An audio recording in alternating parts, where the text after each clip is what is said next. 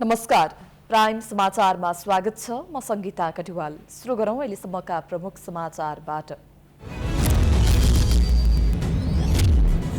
नेपाली कांग्रेसको सभापतिमा शेरबहादुर देउवा दोस्रो कार्यकालका लागि पुनः सभापतिमा निर्वाचित।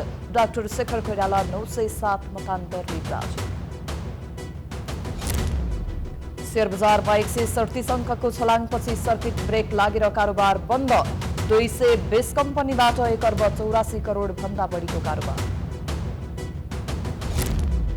कोरोनाको नयाँ संस्करण ओमिक्रोन विश्वका अधिकांश देशहरूमा फैलिसकेको विश्व स्वास्थ्य संगठनको भनाई। गम्भीर सङ्कट आउन सक्ने भन्दै चिन्ता व्यक्त।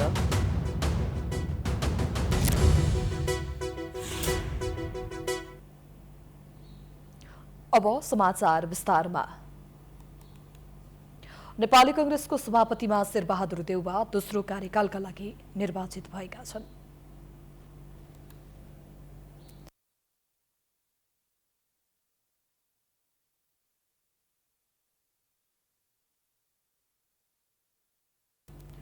दोस्रो चरणको मतदानमा शेखर कोइरालालाई 907 मतान्तरले पराजित गर्दै देउवा दोस्रो कार्यकालका लागि सभापति चुनिएका हुन्।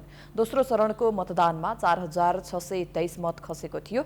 सभापतिमा निर्वाचित हुन बहुमत अर्थात् 2311 मत आवश्यक भएकोमा देउवाले 2733 मत पाए।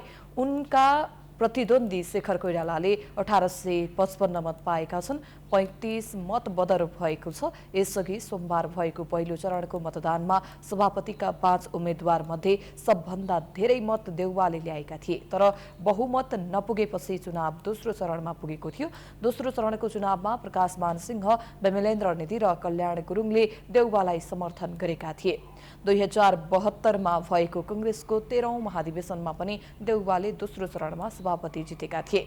उपसभापति, महामन्त्री लगायत केन्द्रीय सदस्यहरूको मतगणना भने भोलिबाट सुरु हुने जनाइएको छ। प्रमुख प्रतिपक्षी दलका सांसदहरूको नाराबाजी र अवरोधका बीच र संघीय संसद अन्तर्गतको प्रतिनिधि सभामा र राष्ट्रिय सभामा 6वटा अध्यादेश पेश भएका छन्। बहुप्रतीक्षित अमेरिकी सहयोग मिलेनियम च्यालेन्ज कर्पोरेसन MCC सम्झौता भने सरकारले संसदमा पेश गर्न सकेन। एक रिपोर्ट।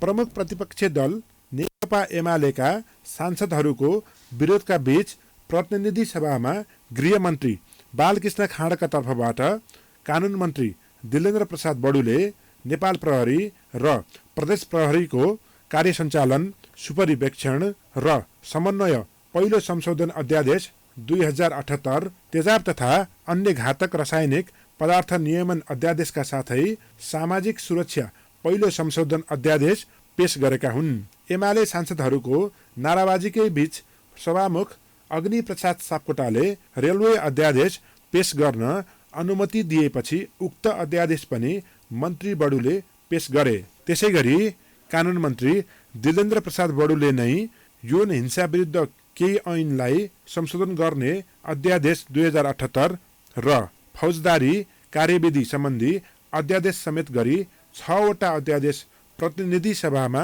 पेश गरेका हुन्। संघीय संसदको अधिवेशन चलिरहेको अवस्था नभएकोले नेपालको संविधानको धारा 114 को उपधारा 1 बमोजिम नेपाल प्रहरी र प्रदेश प्रहरी कार्य सञ्चालन, सुपरिवेक्षण र समन्वय पहिलो संशोधन अध्यादेश 2078 प्रति सभा समक्ष प्रस्तुत गर्दछ। सभामुख अग्नि प्रसाद सापकोटाले बैठकमा राष्ट्रपतिको बैठक आह्वान सम्बन्धी पत्र पढेर सुनाए लगत्तै एमाले सांसदहरू उठेर रोस्टम घेर्दै नाराबाजी गरेका थिए। प्रमुख प्रतिपक्षी सांसदहरूको नाराबाजी र अवरोधले संसद चल्न नसकेको विषयमा कानून मन्त्री दिलेन्द्र प्रसाद बडुले संसद चलाउन सरकारले प्रयास गरिरहेको पनि बताएका छन्। संसदलाई सुचारू गर्नका निमित्त गर्नुपर्ने प्रमुख प्रतिष्ठित गर्नुपर्ने जुन समझदारी निर्माण गर्ने विषय थियो, छलफल औपचारिक अनौपचारिक रूपमा गर्ने हाम्रो चाहना हो। हामी यो सहमतिको सम्भावना, सल्लाह र वार्ता र संवादको सम्भावना सधैँ रहन्छ, अहिले पनि छ। हामी त्यसलाई उपयोग गर्न चाहन्छौँ। उहाँहरूसित सल्लाह गरेर थप कार्यक्रमहरू हामी अगाडि बढाउँछौँ। उता संघीय संसद अन्तर्गत राष्ट्रिय सभामा पनि प्रमुख प्रतिपक्षी दल नेकपा एमालेले अवरोध कायमै राखेको छ।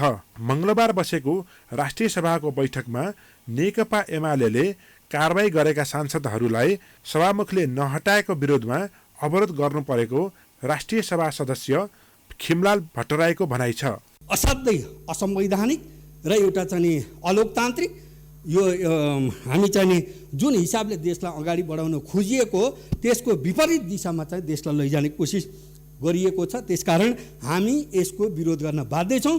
यस हिसाबले संसद चल्न सक्दैन। एमाले दलले कारबाही गरेका संसदहरूलाई प्रवेश गराइरहँदा यो चाहिँ गैर कानुनी हो भनेर हामीले भनिरहँदा सभामुखले यसलाई अब यो भनौँ न नटेर जुन आफ्नो तरिकाले संसद चलाइरहनु भएको छ र एउटै केसमा एउटै इस्युमा कसैलाई 24 घण्टा बित्ने बित्तिकै तपाईँको सूचना जारी गर्नुहुन्छ भने कसैलाई चाहिँ पक्षपातपूर्ण व्यवहार गरेर आजका मितिसम्म पनि कारबाहीको सूचना निकाल्नु भएको छ। सरकारले मङ्गलबार बसेको संघीय संसदको दुवै सदनका बैठकमा बहुप्रतीक्षित अमेरिकी सहयोग मिलेनियम च्यालेन्ज कर्पोरेसन MCC सम्झौता भने पेश गर्न सकेन।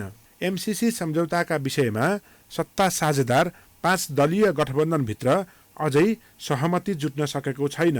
उता अमेरिकामा भने मङ्गलबार नै MCC को बोर्ड बैठक वासिङटन DC स्थित मुख्यालयमा बसेको छ। यता नेपालमा पनि अमेरिकाले मङ्गलबारकै प्रतिनिधि सभाको बैठकमा MCC सम्बन्धी सम्झौता संसदमा पेश गरेर अगाडि बढाउन आग्रह गरेको थियो। तर नेपालका राजनीतिक दल भने MCC सम्झौता संसदबाट पारित गर्ने विषयमा विभाजित बनेका छन्। प्राइम टाइम HD का लागि हरिशरण तिमिलसिना, काठमाडौँ। समाचारको सिलसिला जारी छ। हामी विश्रामपछि आउँछौँ। विश्रामपछि स्वागत छ। अब बाँकी समाचार। नेपालमा कोरोना भाइरसको तेस्रो लहरको जोखिम बढेको छ। विश्वका 60 भन्दा बढी मुलुकमा फैलिएको ओमिक्रोन भेरिएन्ट नेपालमा समेत पुष्टि भएसँगै महामारीको जोखिम बढेको भन्दै आवश्यक तयारीका लागि विज्ञहरूले सचेत गराएका छन्। एक रिपोर्ट। कोरोना महामारीको दोस्रो लहरको संक्रमण नघट्दै फेरि तेस्रो लहरको जोखिम बढेको छ। पछिल्ला दिनमा बढ्दो भीडभाड तथा बढ्दै गएको लापरवाहीका कारण कोरोना संक्रमणको तेस्रो लहरको जोखिम बढेको हो। यस्तो अवस्थामा पनि अस्पतालहरूमा तेस्रो लहरको तयारी तथा पूर्वाधारको विकास हुन सकेको छैन। हुन त नागरिकले कोरोनाको दोस्रो लहरमा भोगेका समस्याले सरकारलाई केही हदसम्म सोच्न बाध्य बनाएको थियो। त्यही कारण दोस्रो लहरमा संक्रमितको ज्यानै जाने गरेर अक्सिजनको अभाव भएको विषयमा सरकारी तहबाट केही काम भएको छ, जसले गर्दा तेस्रो लहरमा अक्सिजनकै अभावमा ज्यान गुमाउनु पर्ने सम्भावना कम भएको छ। स्वास्थ्य तथा जनसङ्ख्या मन्त्री विरोध खतिवडा दोस्रो लहरको भयावह अवस्थालाई ध्यानमा राखेर आवश्यक तयारी भइरहेको बताउँछन्। आगामी दिनमा अक्सिजन र उपचारको अभावमा नागरिकले ज्यान गुमाउनु नपर्ने दाबी समेत उनको छ। अक्सिजन प्लान्ट राख्छन् भने अक्सिजन प्लान्टको अक्सिजन लिक्विडको अथवा अक्सिजनसँग गाँसिएकालाई हामीले चाहिँ कुनै पनि राजस्व नलिकन गऱ्यौँ। त्यही अनुसार अक्सिजन प्लान्टहरू खडा पनि भए। हरेक अस्पतालमा हामीले अक्सिजन राख्यौँ, के भन्छ त्यसलाई, प्लान्ट भनौँ न, अक्सिजन प्लान्ट राख्यौँ हामीले अस्पतालको साइज अनुसार। त्यसको लागि पनि त्यो अक्सिजन स्टोरेज गर्ने क्षमता पनि बढायौँ। अनि त्यसपछि आइसियुहरूको अभाव भयो। त्यो बेलाको सुरुवात बेलाको भन्दा अहिले आइसियुको क्षमता पनि डबल भएको छ। भेन्टिलेटर भन्ने चिज प्राप्त नै हुन गाह्रो थियो।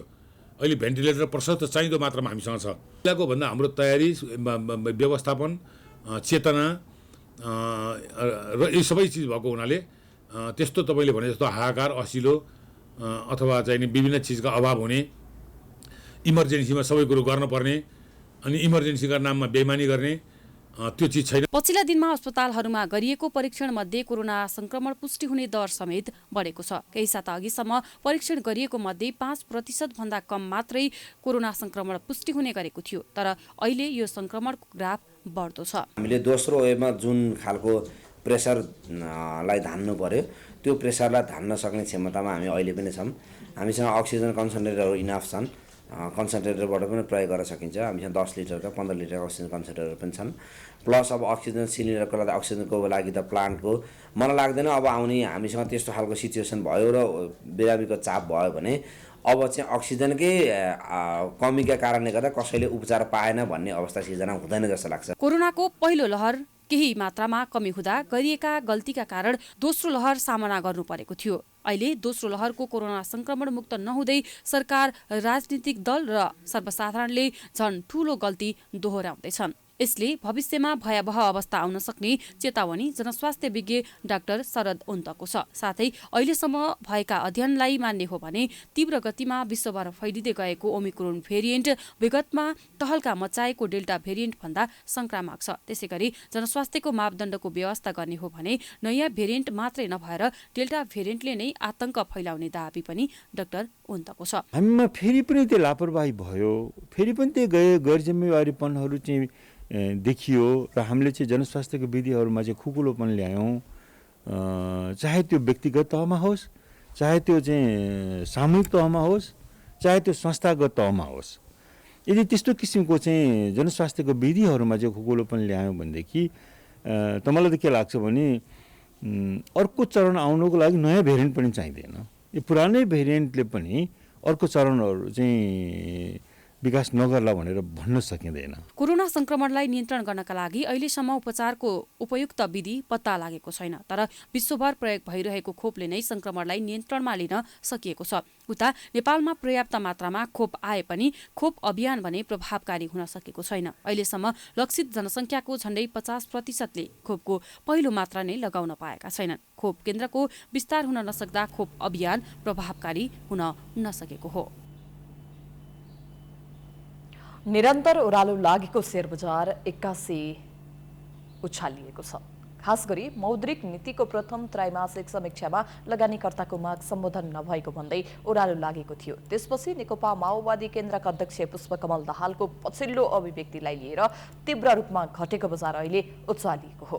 मंगलबार कारोबारको 2.5 घण्टामै नेपाल स्टक एक्सचेन्ज नेप्सेको मूल्य 6% बढेर बजार बन्द भएको हो। नेप्से 6% बढेपछि दोस्रो सकारात्मक सर्किट ब्रेकर लागेको थियो। यससँगै दिनभरका लागि शेयर कारोबार बन्द भयो। सूचक 2418.84 बिन्दुमा पुगेको छ भने नेप्से 137.18 अङ्कले बढेको छ। यस अवधिमा 220 कम्पनीको 1 अर्ब 84 करोड रुपैयाँ भन्दा बढीको शेयर कारोबार भएको छ। मंगलबार 44 कम्पनीका लगानीकर्ताले 10% भन्दा बढीका दरले कमाएका छन्। सबै समूहका परिसूचक उच्च अङ्कले बढेका छन्। यसैबीच अर्थमन्त्री जनार्दन शर्मा र शेयर लगानीकर्ताहरूको उच्च स्तरीय कार्यदल बीच अर्थ मन्त्रालयमा पुँजी बजार सुधारका विषयमा मंगलबार छलफल समेत भएको छ। यससँगै लगानीकर्ताहरू आशावादी पनि देखिएका छन्।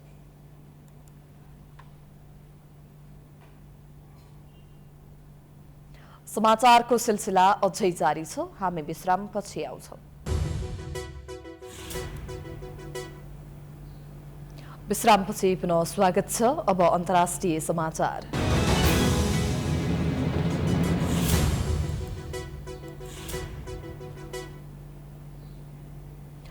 विश्व स्वास्थ्य संगठन WHO ले नयाँ कोरोना भाइरस संस्करण र ओमिक्रोन विश्वका अधिकांश देशहरूमा फैलिएको जनाएको छ।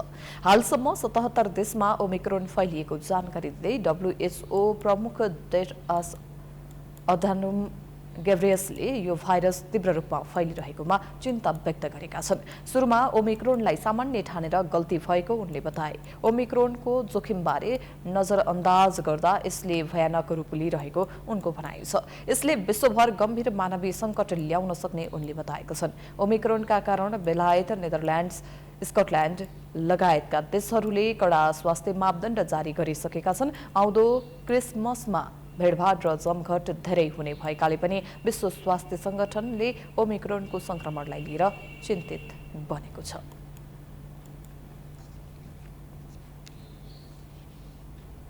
अब खेलकुद समाचार।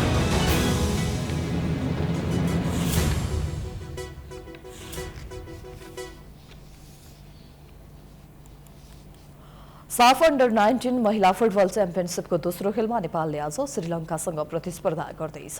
बंगलादेशको ढाका स्थित वीर श्रेष्ठ शहीद सिपाही मुस्ताफा मुस्तफा कमल स्टेडियममा नेपालले श्रीलङ्का विरुद्ध खेल्नेछ। नेपाल र श्रीलङ्का बीचको खेल दिउँसो 2:45 बजे सुरु हुनेछ। श्रीलङ्का विरुद्ध मैदान उत्रदा नेपाल पहिलो जितको खोजीमा हुनेछ। पहिलो खेलमा नेपालले उपाधि दावेदार बंगलादेशसँग गोलरहित बराबरी खेलेको थियो। नेपाल एक खेलमा 1 अङ्क जोडेर अङ्क तालिकाको चौथो स्थानमा रहेको छ। श्रीलङ्कालाई हराएर नेपाल उपाधि होड कायम राख्न चाहन्छ।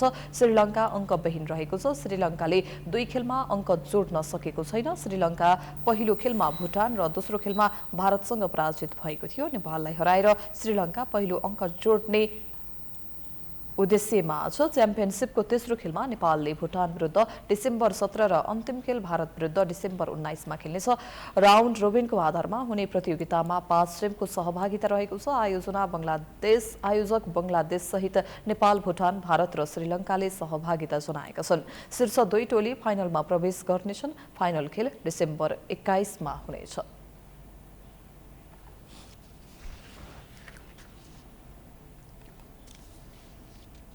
हामी समाचारको अन्त्यमा आइपुगेका छौं। जाँदा जाँदै प्रमुख समाचार पुनः एकपटक।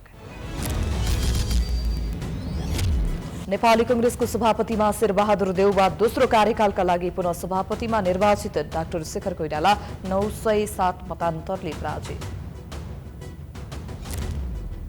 शेयरबजारमा 137 अङ्कको छलाङपछि सर्किट ब्रेक लागेर कारोबार बन्द। 220 कम्पनीबाट 1 अर्ब 84 करोड भन्दा बढीको कारोबार। कोरोनाको नयाँ संस्करण ओमिक्रोन विश्वका अधिकांश देशहरूमा फैलिसकेको विश्व स्वास्थ्य संगठनको भनाई। गम्भीर सङ्कट आउन सक्ने भन्दै चिन्ता व्यक्त। साफ अन्डर 19 महिला फुटबल च्याम्पियनसिपको दोस्रो खेलमा आज नेपाल र श्रीलङ्का भिड्दै। उपाधि होड कायमै राख्न नेपाल जितको खोजीमा।